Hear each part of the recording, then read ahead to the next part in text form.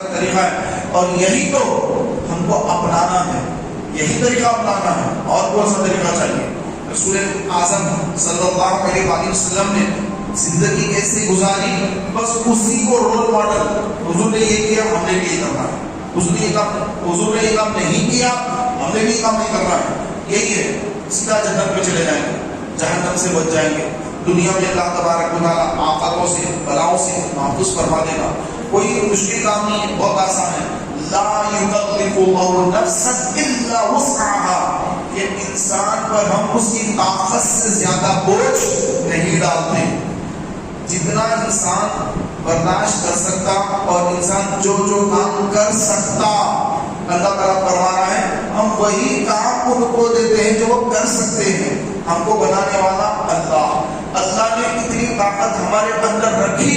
کہ ہم 5 وقت کی نماز ادا کر سکتے ہیں، سال میں 1 مہینہ رمضان کے روزے ادا کر سکتے ہیں، زندگی میں 1 مرتبہ حج کر سکتے ہیں۔ اللہ مال دے، اس میں سے کتنا مال 2.5% سال میں 1 مرتبہ اپنی جو سیونگ ہے انکم پر نہیں ہے، ٹیکس تو انکم پر ہوتا ہے اور زکات سیونگ پر ہوتی ہے، تو یہ زکات سال میں 1 مرتبہ 2.5% زکات بندہ دے سکتا ہے۔ تو اللہ تعالیٰ نے وہی چیزیں ہم پر فرض فرمائی جو ہم کر سکتے ہیں۔ کوئی کہتا کہ بھائی 5 نمازیں پڑھنا بہت مشکل ہے، میرے سے تو نہیں ہو سکتا، بہت مشکل ہے، تو پیارے بھائی یہ آپ کی غلط فہمی ہے اور شیطان نے آپ کو بہکا دیا ہے کہ اللہ تعالیٰ کو فرما رہا ہے کہ لا یکلف اللہ نفسا الا وسعها، ہم کسی جان پر اس کی طاقت سے زیادہ بوجھ نہیں ڈالتے، تو اللہ تعالیٰ تو طاقت سے زیادہ بوجھ نہیں ڈالتا ہے، تو پھر آپ نے کیسے سمجھ لیا کہ آپ نماز نہیں پڑھ سکتے؟ رمضان آتا ہے، آپ کو بڑی بھوک لگتی ہے، رمضان میں روزے چھوڑ دیتے ہیں، رمضان میں نمازوں کی پابندی نہیں کرتے، عام دنوں میں جماعت کے ساتھ نماز پڑھنا واجب، اور اللہ کسی جان پر اس کی طاقت سے زیادہ بوجھ نہیں ڈالتا، تو جماعت کے ساتھ نماز پڑھنا واجب، اور واجب کا ترک کرنا یہ بھی گناہ، واجب کو چھوڑنا اس پر بھی عذاب اللہ کا۔ تو اللہ تبارک و تعالیٰ عز و جل نے بڑی آسانیاں رکھ دی، سرکار علیہ الصلوۃ والسلام نے جو عمل کیا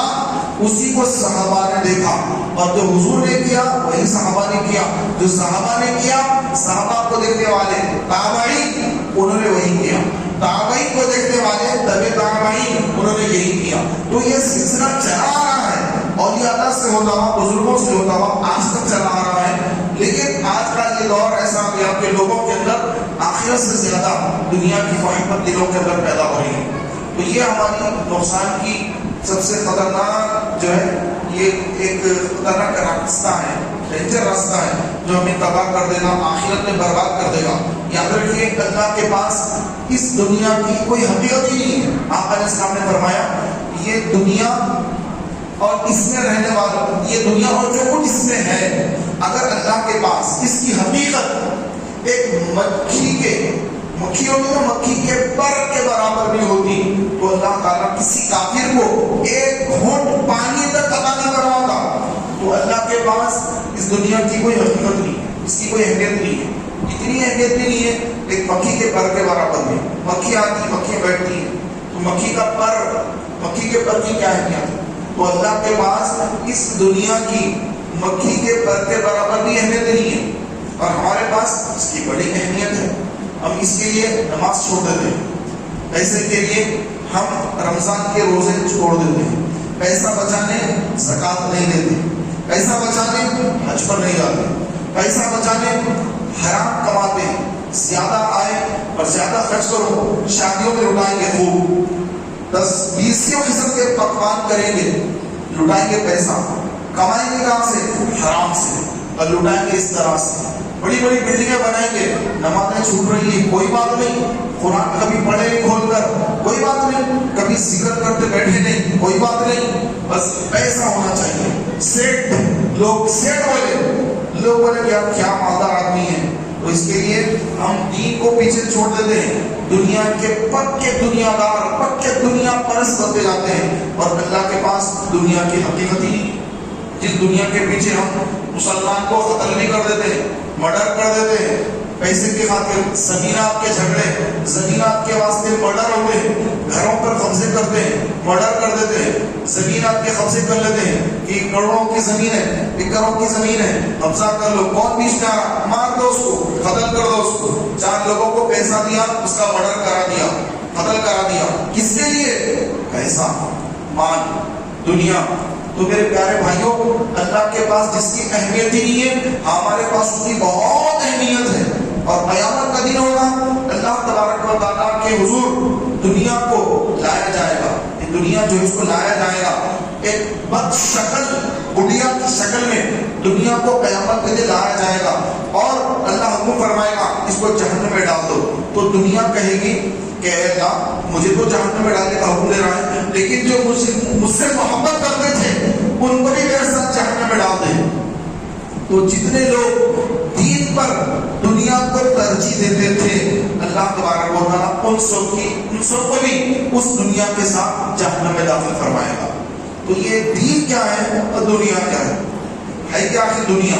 تو پیارے بھائیوں، ہر وہ کام جو اللہ اس کے رسول کو غافل کرے وہی دنیا ہے۔ کاروبار کر رہے ہیں یہ دنیا نہیں ہے، یہ تو اللہ تبارک و تعالیٰ کا حکم ہے، فانتشروا فی الارض وابتغوا من فضل اللہ،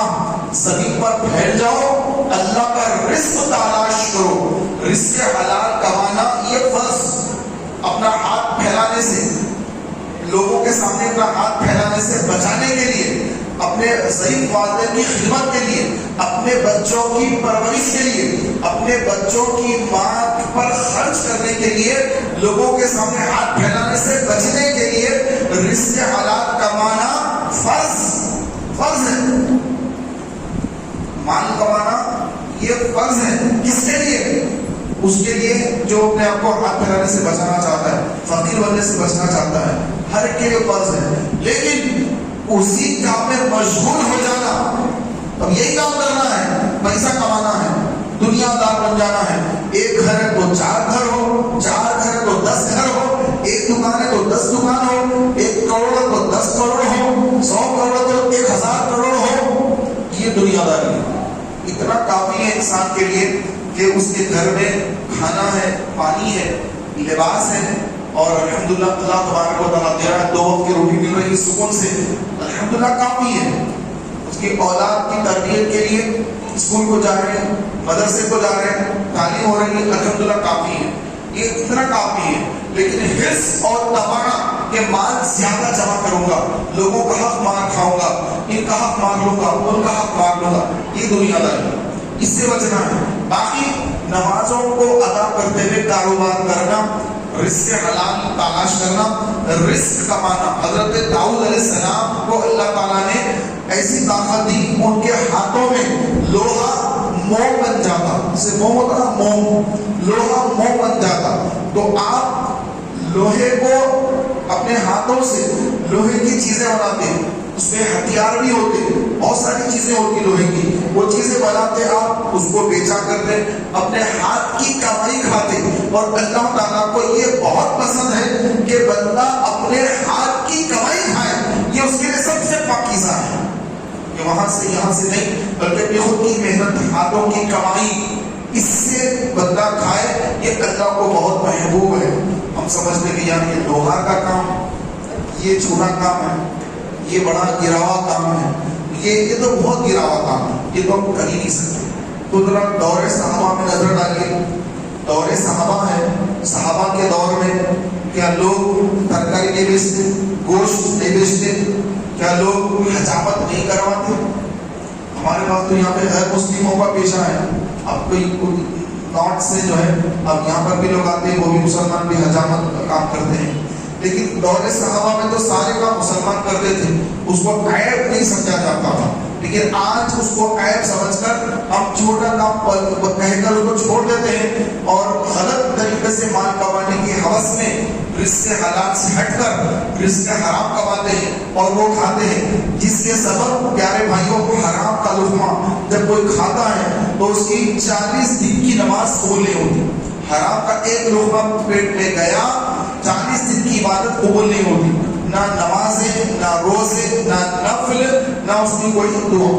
تو لہٰذا کوئی پیشہ چھوڑنا نہیں ہے جو رزق حلال کماتا ہے، رزق حلال کھاتا ہے. اللہ کے نزدیک اس کا مقام اور مرتبہ ہے، اور قیامت کے دن اللہ تبارک و تعالیٰ ایسے لوگ جو رزق حلال کھاتے حرام کی طرف نہیں دیکھتے، اللہ تعالیٰ ان کو داخل جنت فرمائے گا، ان کو جہنم سے بچائے گا. اور جو مال کی حرص میں تما میں حرام حلال کچھ نہیں دیکھتے، بس چاہیے چاہیے چاہیے، تو ان کی عبادتیں ضائع ہو جاتی ہیں اور آخرت میں ان کے لیے دردناک عذاب ہے. اللہ تعالیٰ سے دعا ہے مولا تبارک و تعالیٰ ہمیں رزق حلال کمانے، رزق حلال کھانے، رزق حلال ہی اپنی اہل و عیال کو کھلانے اور اپنے والدین کی، ضعیف والدین کی خدمت رزق حلال سے کرنے کی توفیق عطا فرمائے. آمین بجاہ نبی نبی صلی اللہ تعالیٰ علیہ وسلم. محترم بھائیوں، میری والدہ ماجدہ